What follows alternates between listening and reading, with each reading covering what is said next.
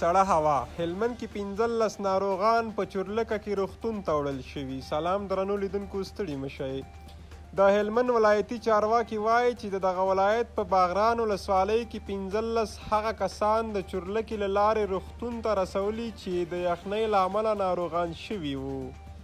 د باغران ولسوال جمعه ګل قریشي ویلي یاد کسان د دې ولسوالۍ په لرې پرته النجي کلي کې د سړې هوا له امله ناروغان شوي وو او روغتون ته د لیک ټولې لارې د واورې ورښت تړلې وې. هغه زیاته کړې چې پرون یې د چورلکې په مرسته یادې سیمې ته د ژغورنې یوه ډله لیږدول شوې وه چې 15 ناروغان یې له باغران مرکز ته انتقال کړي چې پکې ښځې او ماشومان هم ګډون لري. د باغران ولسوال جمعه ګل قریشي ویلي چې کلي کې پاتې کسانو ته یې اوړه غوړي او نور خوراکي توکي هم لیږدولي او ناروغان تر درملنې لاندې دي. د ډاکټرانو په وینا د ناروغانو روغتیايي وضعیت د ډاډ وړ دی.